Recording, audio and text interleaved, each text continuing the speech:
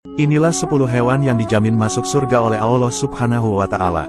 Ternyata, bukan hanya orang beriman saja yang kelak bisa masuk ke dalam surga. Akan tetapi, ada beberapa hewan yang memperoleh keistimewaan menjadi penduduk surga. Syekh Ahmad Ad-Dardiri dalam kitab Hasyiyah Qisatul Miraj menjelaskan, bahwa ada 10 hewan yang kelak akan masuk ke dalam surga. Meski dalam kitab ini tidak disebutkan satu persatu secara lengkap, namun berikut ulasan-ulasan singkatnya sesuai dengan yang dijelaskan dalam kitab-kitab sirah dan tarikh. Adapun hewan pertama yang masuk surga, yaitu ikan yang menelan Nabi Yunus alaihissalam. Dalam kisahnya, Nabi Yunus dahulu diutus untuk menyebarkan ajaran Allah Subhanahu wa Ta'ala kepada sekelompok orang yang disebut sebagai kaum Ninawa. Karena Nabi Yunus merupakan pendatang, maka kaum tersebut tidak mempercayainya. Nabi Yunus yang telah putus asa pun lantas memilih pergi dan mengembara hingga ikut naik ke kapal yang penuh muatan. Karena terjadi badai di tengah laut, mereka yang ada di dalam kapal berusaha membuang muatannya satu persatu termasuk orang yang menaikinya. Saat diundi, nama Nabi Yunus keluar dan beliau pun harus diceburkan ke dalam laut. Nabi Yunus kemudian ditelan oleh seekor ikan besar dan bertahan di dalamnya selama 40 hari. Di dalam perut ikan itu, Nabi Yunus terus berdoa dan memohon ampunan kepada Allah Subhanahu wa Ta'ala. Beliau merasa bersalah karena meninggalkan kaumnya begitu saja. Setelah Nabi Yunus berhasil keluar, beliau lantas kembali ke kaumnya.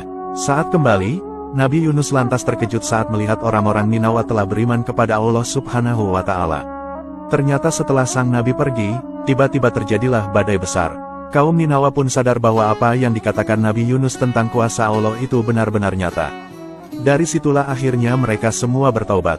Ikan besar dalam kisah ini ternyata merupakan perantara yang diutus Allah Subhanahu wa Ta'ala. Ia berhasil menyelamatkan sang Nabi dari badai di lautan dan mengembalikannya kepada kaum Ninawa. Itulah kenapa ikan ini diberi jaminan surga oleh Allah Subhanahu wa Ta'ala. Adapun hewan kedua yang masuk surga, yaitu kambing yang menggantikan Nabi Ismail.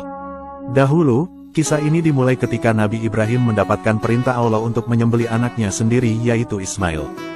Ini merupakan keputusan yang begitu berat untuk sang ayah, mengingat ia berhasil mendapatkan buah hatinya dalam waktu lama dan usaha yang besar. Namun karena ini adalah perintah sang pencipta, maka Nabi Ibrahim menurutinya dengan ikhlas. Saat penyembelihan akan dilangsungkan, Allah Subhanahu wa Ta'ala lantas mengganti Ismail dengan seekor kambing yang besar. Peristiwa inilah yang menjadi awal dari perayaan Hari Raya Kurban atau Idul Adha. Kambing yang disembelih oleh Nabi Ibrahim ini pun lantas diberi jaminan surga oleh Allah Subhanahu wa Ta'ala. Adapun hewan ketiga yang masuk surga, yaitu unta betina yang dihidupkan Nabi Saleh. Dahulu, proses menyebarkan ajaran Allah itu tidaklah mudah. Salah satu utusan yang menghadapi kesulitan ini adalah Nabi Saleh alaihissalam. Beliau diperintahkan untuk menyadarkan kaum Samud yang ingkar dan menyembah berhala. Sayangnya, niat tersebut tidak disambut baik oleh mereka. Nabi Saleh lantas dianggap sebagai orang gila saat menjelaskan tentang kekuasaan Allah Subhanahu wa Ta'ala. Bukan hanya itu saja, mereka juga memintanya untuk mengeluarkan seekor unta betina dari batu untuk menunjukkan bahwa Nabi Saleh benar-benar seorang utusan. Allah lantas memberi mukjizat kepada Nabi Saleh dan beliau pun berhasil mengeluarkan seekor unta betina yang sedang hamil dari sebongkah batu. Akan tetapi, kaum Samud masih ingkar dan tetap tak mau menyembah Allah. Mereka bahkan membunuh unta dan anak yang dikandungnya itu.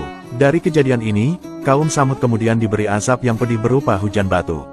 Sementara, sang unta betina mendapatkan jaminan surga. Adapun hewan keempat yang masuk surga, yaitu anjing Ashabul Kahfi. Dikisahkan, dahulu ada 7 pemuda yang tertidur di dalam gua selama 3 abad lamanya. Kisah mereka dikenal dengan kisah Ashabul Kahfi. Menurut kisah, mereka adalah 7 orang pemuda yang menolak perintah raja setempat untuk menyembah hal lain selain Allah. Karenanya, sang raja mengejar mereka untuk disiksa dan dibunuh. Ashabul Kahfi beserta seekor anjingnya pun lantas lari dan menetap di dalam gua. Mereka terus berdoa dan memohon keselamatan. Atas kuasa Allah, sekelompok pemuda dan anjingnya ini dibuat tertidur selama 300 tahun untuk melewati masa kepemimpinan raja yang ingkar tersebut. Saat bangun dari tidurnya, Ashabul Kahfi berhasil lolos dari kejaran raja dan hidup di masa yang jauh lebih baik. Di dalam Al-Quran, ketujuh pemuda dan seekor anjing yang mendampingi mereka itu lantas diberi jaminan surga oleh Allah Subhanahu wa Ta'ala.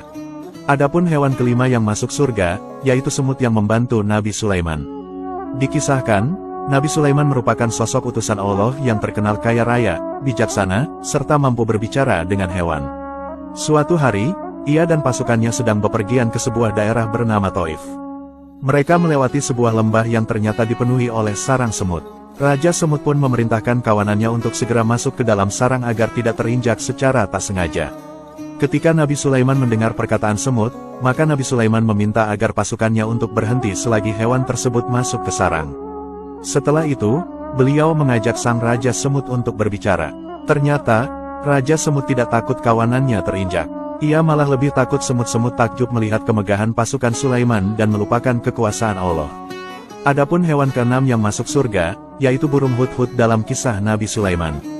Masih bersinggungan dengan kisah Nabi Sulaiman, bahwa hewan berikutnya yang mendapatkan jaminan surga adalah burung hudhud. Kisahnya berkaitan dengan upaya sang Nabi untuk membuat seorang ratu beriman kepada Allah.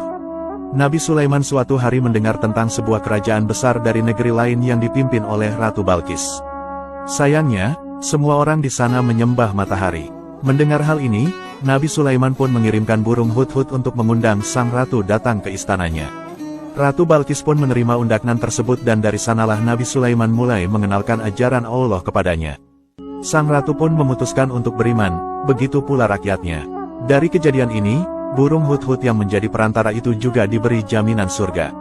Adapun hewan ketujuh yang masuk surga, yaitu ketujuh keledai Nabi Uzair. Nama Nabi Uzair mungkin tidak sering kita didengar, namun ia adalah utusan Allah yang diceritakan hidup pada zaman Nabi Isa.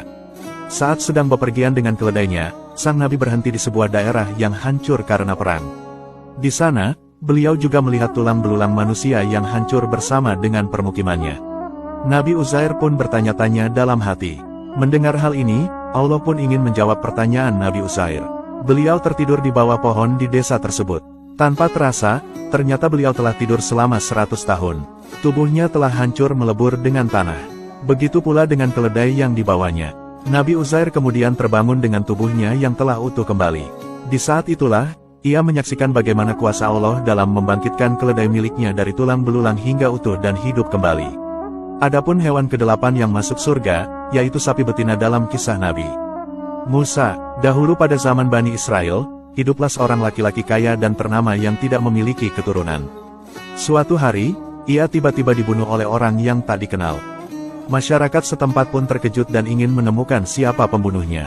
Mereka pun datang kepada Nabi Musa untuk meminta petunjuk. Sang Nabi lantas memohon bantuan kepada Allah dan mendapatkan perintah untuk menyembelih sapi betina dengan ciri-ciri tertentu. Sapi tersebut tidak boleh terlalu tua dan muda, memiliki kulit yang bersih, dan tak pernah membajak sawah. Sampai akhirnya, ditemukanlah sapi dengan karakteristik yang sesuai. Setelah sapi itu disembelih, Nabi Musa lantas memukulkan dagingnya kepada jasad laki-laki yang dibunuh tersebut. Jenazah itu kemudian benar-benar bangkit dari kematiannya dan memberitahukan sosok pelaku yang telah membunuhnya. Sapi yang disembelih itu pun mendapatkan surga karena ia berhasil menunjukkan mukjizat dari Allah kepada kaum Bani Israel melalui Nabi Musa.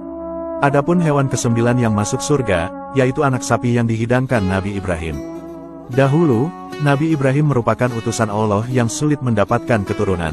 Berbagai cara dan ikhtiar pun telah dilakukan, namun Allah belum mengabulkan keinginannya dan sang istri Siti Sarah untuk mendapatkan momongan. Sampai akhirnya pada suatu hari, mereka kedatangan 3 orang tamu tak dikenal yang merupakan musafir atau pengembara. Walaupun orang asing, Nabi Ibrahim tetap memuliakan mereka dengan menghidangkan daging anak sapi panggang kepada mereka. Akan tetapi, ketika tamu itu tidak menyentuh makanannya, mereka datang hanya untuk memberi kabar bahwa Nabi Ibrahim dan Siti Sarah akan segera mendapatkan anak yaitu Ishak. Ternyata, musafir tersebut adalah jelmaan malaikat yang diutus oleh Allah. Anak sapi yang telah disembelih dan dihidangkan kepada para malaikat itu pun mendapatkan ganjaran berupa surga. Melaluinya, Nabi Ibrahim juga membuktikan bahwa dirinya merupakan orang yang tabah dan memuliakan tamunya. Adapun hewan ke-10 yang masuk surga, adalah hewan buruk. Perlu diketahui, bahwa buruk merupakan hewan yang ditunggangi Nabi Muhammad dalam perjalanannya dari Masjidil Haram Mekah hingga ke Masjidil Aqsa di Yerusalem. Menurut riwayat hadis, hewan buruk ini berbulu putih dengan tinggi melebihi keledai, dan bisa bergerak secepat kilat. Ia dibawa oleh malaikat Jibril kepada Nabi Muhammad untuk melakukan perjalanan yang kini diperingati sebagai peristiwa Isra Mi'raj. Dalam peristiwa ini, Nabi Muhammad juga menempuh perjalanan hingga ke langit ke-7 untuk menerima perintah sholat. Nah, itulah 10 hewan yang dijamin masuk surga oleh Allah Subhanahu wa Ta'ala. Kisah-kisah nyata ini bisa digunakan sebagai pengingat kita akan sejarah Islam yang luas dan syarat akan pesan yang dalam bagi umat Islam. Semoga kisah ini bermanfaat. Wallahu a'lamu bishawab.